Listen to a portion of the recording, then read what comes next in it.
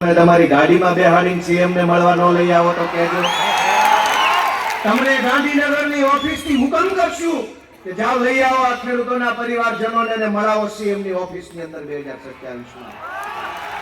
દોસ્તો, આ મંચ ઉપરથી એક વાત મારે કહેવી છે કે આ મંચની ઉપર યુવરાજસિંહ બેઠા છે સામે. એ યુવાનો માટે લડતા હતા, પેપર ફૂટે છે એના વિરોધમાં લડતા હતા તો એમની ઉપર 307 લાગી. આ ચૈતરભાઈ વસાવા બેઠા છે, આદિવાસી સમાજ માટે લડતા હતા, એમના ઉપર 307 લાગી. આ લાઈનની અંદર અહીંયા મયુરભાઈ સાકરિયા બેઠા છે, એ ખેડૂતો માટે લડતા હતા, એમના ઉપર 307 લાગી.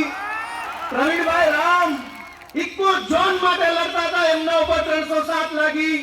રાજુભાઈ સરપડા ઉપર 307 લાગી.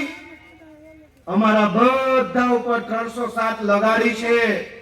પણ ગુજરાત ભરના ખેડૂતો અમારા માવતરોને વિનંતી કરીએ છીએ કે એક વખત તમે જો આશીર્વાદ આપો ને તો આખી ભાજપ પાર્ટીને 420 માં અંદર કરી દેવાની થાય છે.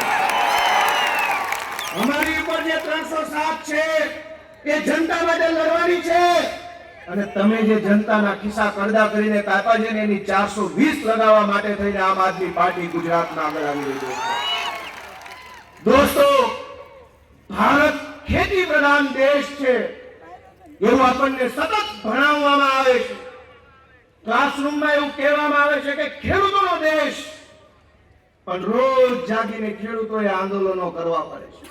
ક્યારેક પાણી માટે, ક્યારેક ખાતર માટે, ક્યારેક ટેકાના ભાવ માટે, ક્યારેક દેણું માફ કરો એમ કહેવા માટે, ક્યારેક અમારી જમીનો છીનવી ન લો એમ કહેવા માટે, ક્યારેક કાંક ક્યારેક ક્યાંક ખેડૂતો હંમેશા આંદોલનો ઉપર હોય છે.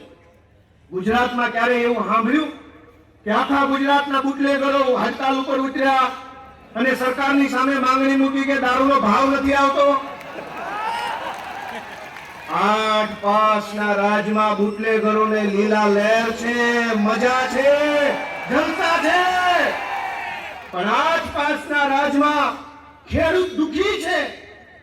બુટલેગરોએ ધરણા નથી કરવા પડતા, પણ ગામડાના ખેડૂતોએ પંચાયત કરવી પડે, આંદોલન કરવા પડે, ધરણા કરવા પડે. અને જ્યારે ખેડૂત પોતાની માંગ લઈને સરકાર સામે જાય તો દરેક વખતે પોલીસના માધ્યમથી સરકાર જવાબ આપે છે.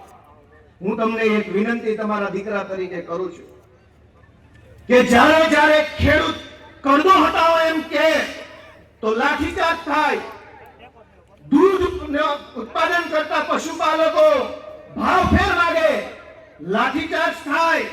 ખેડૂતનો દીકરો સરકારી નોકરી માંગે, લાઠીચાર્જ થાય.